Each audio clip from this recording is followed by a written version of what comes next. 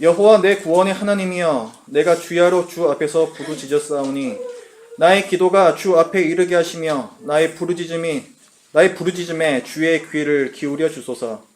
물은 나의 영혼에는 재난이 가득하며 나의 생명은 소홀에 가까웠사오니 나는 무덤에 내려간 자같이 인정되고 힘 없는 용사와 같으며 죽은 자 중에 던져진 바 되었으며 죽임을 당하여 무덤에 누운 자 같으니이다.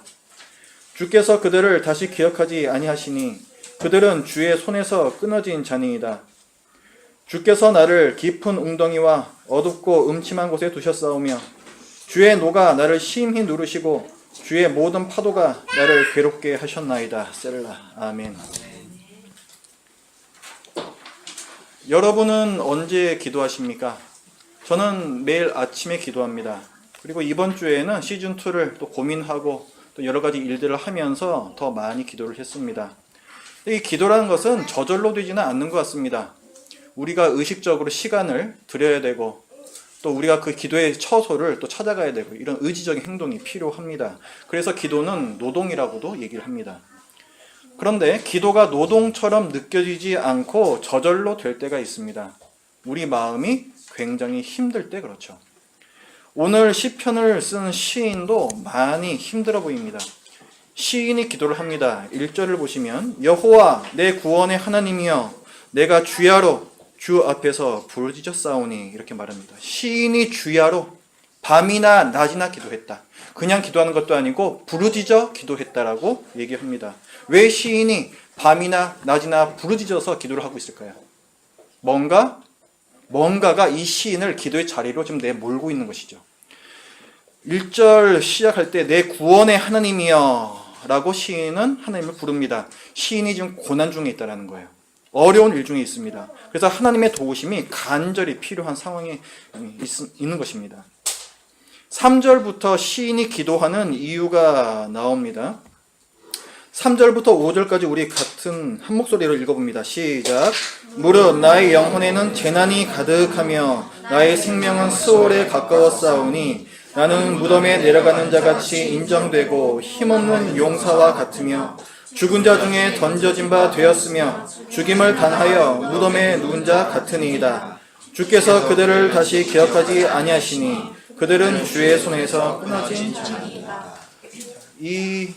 우리가 읽었던 이 말씀에서 계속 반복되는 단어가 있습니다.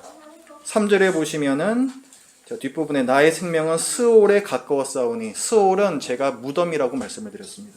그리고 4절에서도 나는 무덤에 내려가는 자같이 또 무덤이 나오죠. 또 5절은 어떻습니까? 죽은 자 중에 던져진 바 되었으며 죽임을 당하여 무덤에 누운 자 같으니이다. 그래서 무덤을 얘기를 하죠. 죽음, 무덤 이런 것을 자꾸 얘기합니다. 시인은 자기가 속히 이 고통에서 벗어나지 못하면 죽을지도 못한다고 느끼고 있습니다. 시인은 지금 매우 괴롭습니다.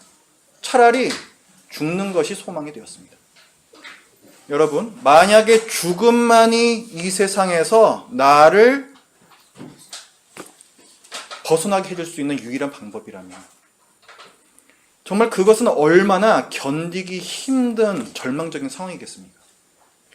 유일하고 가능한 소망이 오직 죽음뿐이라면 이것은 정말 얼마나 비참하고 슬픈 상황이 되겠습니까?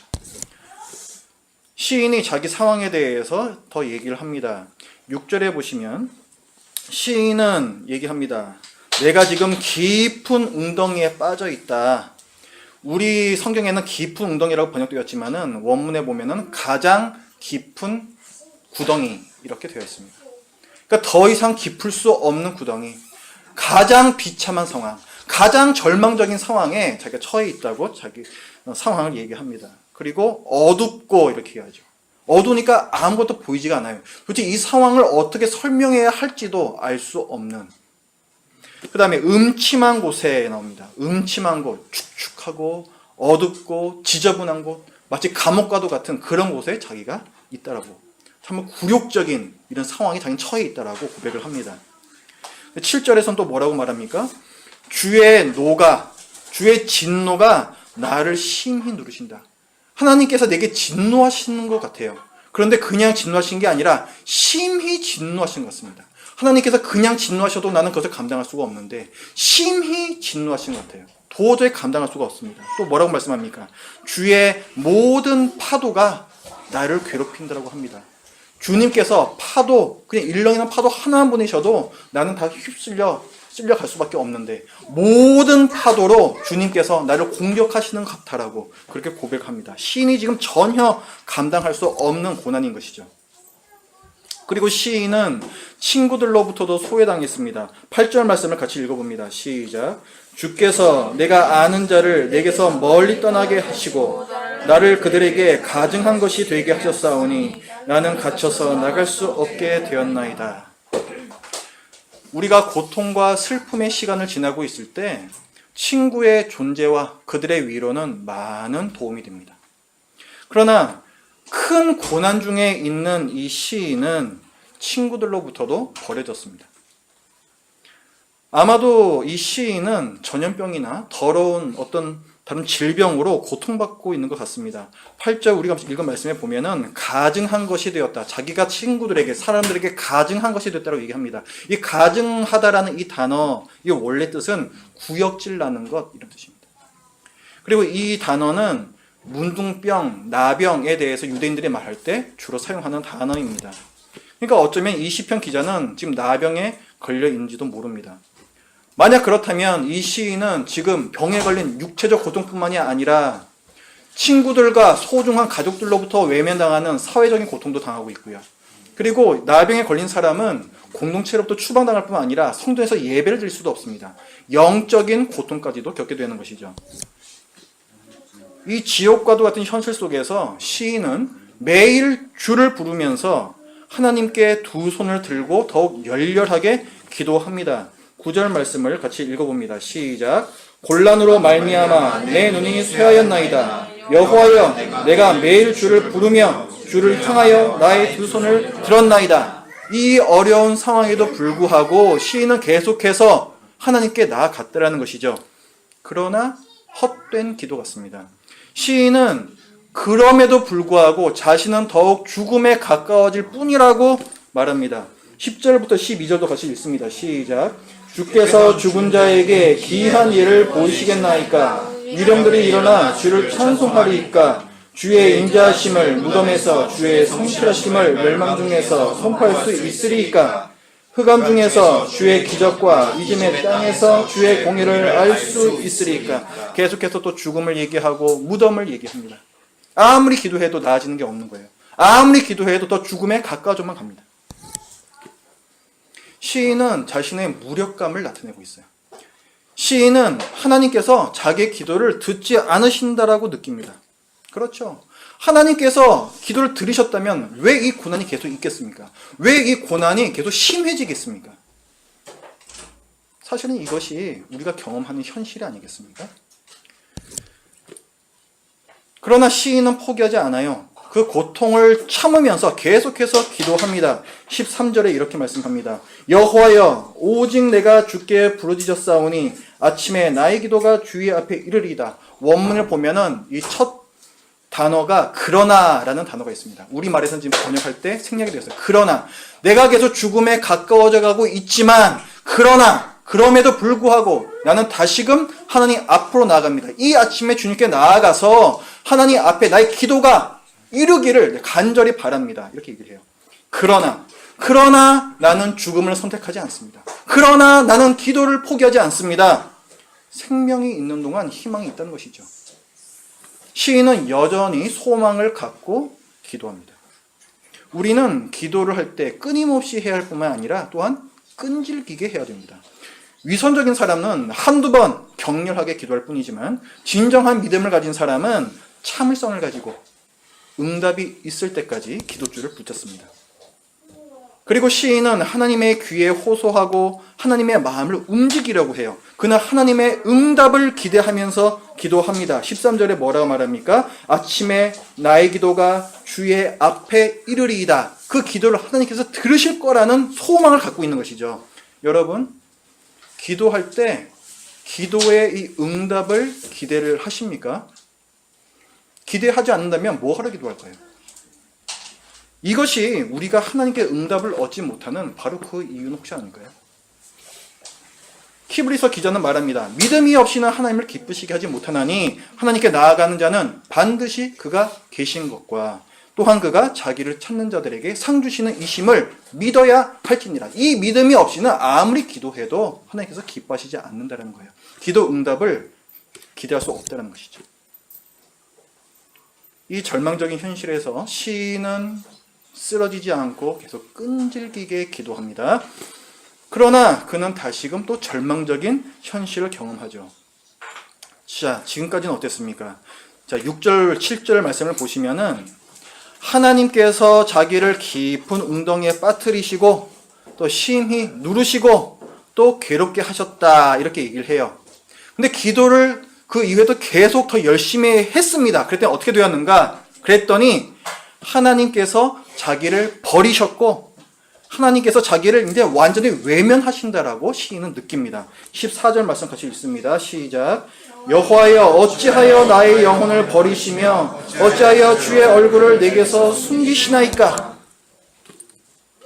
시인은 이제는 정말 죽게 되었다면서 당황스러워합니다. 15절 말씀도 같이 읽습니다. 시작. 내가 어릴 적부터 고난을 당하여 죽게 되었사오며 주께서 두렵게 하실 때에 당황하였나이다. 시인은 좀 당황하고 있어요. 기도를 해도 현실이 나아지지가 않으니까 당황하고 있습니다.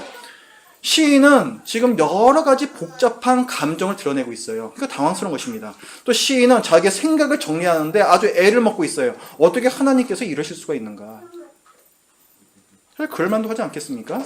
시인은 지금 밤새워 기도하면서 자기 죄를 다 회개하고 또 하나님의 기도, 이 도우심을 간구하는 그 시간을 계속해서 가지고 있습니다. 그런데도 상황이 계속해서 더 나빠져만 가요. 시인이 지금 한두 번 기도한 것도 아닙니다. 그리고 건성으로 기도한 것도 아니에요. 그렇지만 상황은 절대 나아지지 않고 있습니다. 오히려 산더미 같은 하나님의 진노의 파도가 덮쳐서 시인의 삶을 완전히 파선시키고 있습니다. 16절과 17절 말씀 같이 읽습니다. 시작. 주의 진노가 내게 넘치고 주의 두려움이 나를 끊었나이다. 이런 일이 물같이 종일 나를 애우며 함께 나를 둘러쌌나이다. 큰 바다 한복판에 혼자서 빠져있는 듯한, 주위에는 아무것도 없고 물밖에 보이지 않는, 정말 죽음 외에는 다른 것을 생각할 수가 없는 그런 상황. 그 상황에서 이 시인은 자기가 외롭다는 것을 다시 한번 말해요. 18절에서 얘기하죠. 주는 내게서 사랑하는 자와 친구를 멀리 떠나게 하시며 내가 아는 자를 흑암에 두셨나이다. 자, 아까 자기가 사랑하는 친구들이 자기를 다 버렸다고 얘기했었죠. 근데 다시금 그 외로움을 절감하는 것이죠. 내 주위에는 지금 아무도 없다고 얘기합니다. 이 18절의 뒷부분도 우리말로 번역하면서 번역이 사실 약간 좀 미흡하게 된 부분이 있습니다. 자, 뒷부분에 내가 아는 자를 흑암에 두셨나이다. 이것의 원래 뜻은 흑암이 나의 가장 친한 친구입니다. 이런 뜻입니다. 그러니까 그럼 어떻게 됩니까? 주는 내게서 사랑하는 자와 친구를 멀리 떠나게 하시며 이제는 흑암만이 나의 친구입니다. 이런 뜻이 되는 것이죠. 그러니까 시인은 자기가 흑암이 뭐예요? 칠흑 같은 어둠, 모든 빛을 다 흡수해버리는 어둠, 내가 눈을 뜨고 있지만 눈을 감은 것 같은 아무것도 보이지 않는 어둠, 그 어둠, 이 흑암 안에 자기가 있는 것 같아라고 시인은 얘기합니다. 끝이에요. 시편은 이렇게 끝납니다. 여러분 어떤 느낌이 드십니까? 마치 이런 설교 같지 않으세요? 여러분 지난 주일에 참으로 많은 힘든 일을 겪으셨죠? 이번 주에는 더 큰 일이 있으실 거고 절망할 것입니다. 오늘 설교 끝. 자, 오늘 시편은 마치 그런 거예요. 굉장히 당황스럽죠? 그리고 좀 불쾌합니다. 뭐야 이거? 이 시편은요 다른 시편과 같지 않습니다. 이 시편은 어둠과 슬픔의 노래예요. 물론 다른 시편들도 어둠과 슬픔을 노래합니다. 그러나 다른 시편들은 마칠 때에는 찬양으로 끝나요. 어둠에서 시작해서 기쁨의 외침으로 마칩니다. 눈물로 시작을 해서 승리로 끝나요.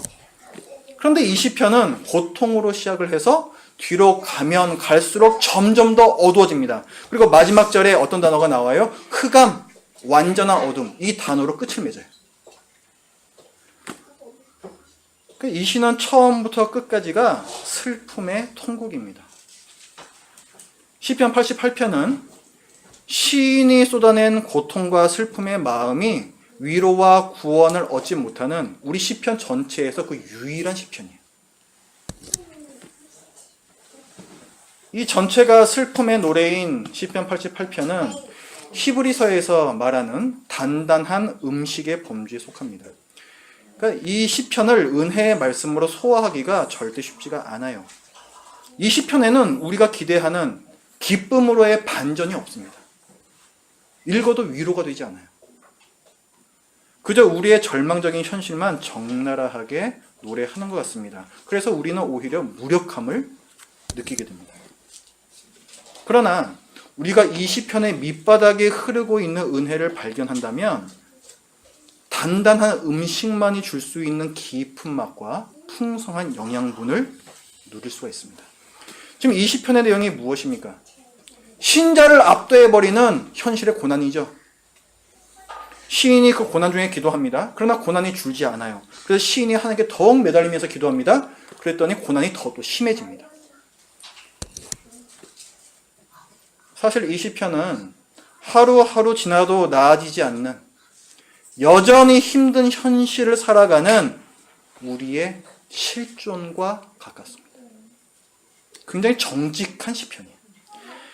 이 시편을 쓴 사람은 고난을 깊이 경험한 사람이 틀림이 없습니다. 이 시인은 시련과 고난과 고통에 직면하는 것이 어떤 것인지를 아는 사람이에요. 이 시편은 민망할 정도로 적나라하게 신자의 실존을 드러냅니다. 우리를 압도하는 고난의 현실이라는 거죠. 그러나 이 시편이 말하는 것은 그것이 전부가 아닙니다. 시인은 이 88편 전체에서 말하고 있는 이 고통의 운동장, 이 중간중간에다가 신자의 기도라는 말뚝을 쾅! 박아놓습니다. 1절부터 2절 거기에 기도하는 모습이 나오고요. 또 9절에서 나오고 또 13절에서 나옵니다. 그러니까 절망 중에 기도하고 또 절망 중에 기도하고 또 절망 중에 기도하고 이것을 반복하는 것이죠. 그렇게 해도 나아지지 않는 현실에도 쓰러지지 않고 얻어맞고 깨지고 쓰러져도 다시 일어나는 한 사람. 시인은 세상이 이길 수 없는 어떤 한 사람, 기도하는 신자를 그리고 있습니다. 고난 중에도 이 세상에 지지 않고 기도의 힘으로 일어나고 또 일어나서 아득바득 살아가는 신자의 뚝심과 용기를 보여주고 있는 것이죠. 그래서 우리는 격려를 받습니다. 이 시편은 기도해도 나아지지 않는 현실을 겪는 신자들이 늘 있어 왔고 그 현실에도 불구하고 기도를 포기하지 않는 신자들 역시 늘 있어 왔음을 우리에게 말해주고 있기 때문입니다. 여러분 자살에 대해서 생각해 보셨습니까? 그냥 죽어버릴까? 이런 생각이에요. 며칠 전에 매스컴에 보니까 자살하려고 어떤 여자분이 그 아파트 베란다 난간에 이렇게 앉아있는 그런 기사가 나왔었어요. 보기만 해도 아찔하지 않습니까? 자살은 어떤 면에서 보면 대단히 용기 있는 행동입니다. 죽음의 두려움을 넘어서야 되잖아요. 모든 사람이 죽음을 두려워합니다. 그러나 삶의 고통이 죽음의 두려움을 넘어서는 순간 그는 자살합니다. 얼마나 삶이 힘들고 무의미했으면은 그렇게 그 아파트 베란다 난간에 앉아있을 수가 있을까요? 어쩌면 우리 신자들은 자살하기가 더 쉬울지도 모르겠습니다. 우리는 아무 고통도 없고 외롭지도 않고 항상 쾌활한 웃음과 기쁨만이 있는 천국의 존재를 믿으니까요. 내 삶에 고난이 넘치고 또 내가 겪는 이 고통이 심하고 아무리 기도해도 고난과 고통이 점점 더 심해지는 현실에서 차라리 천국의 평안을 선택하고 싶을 때 이 시편은 우리에게 말씀합니다. 죽음을 두려워하지 않는 것은 대단한 용기다. 그러나 죽음보다 삶이 더 두려울 때 그 삶을 선택하는 것이 진정한 용기다.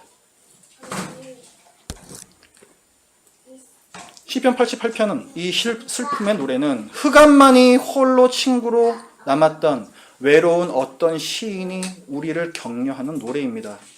왜 내가 이런 고난을 겪어야 하는지, 왜 하나님께서 이러시는지 나는 알 수 없지만 그래도 우리의 삶을 맡기기에 가장 안전한 곳은 여전히 하나님의 품이니 힘들면 기도하고 낙심이 돼도 기도하고 죽을 것 같아도 기도하라는 아무것도 보이지 않는 중에 모든 것을 믿었던 우리 선배의 격려가 바로 이 시편입니다.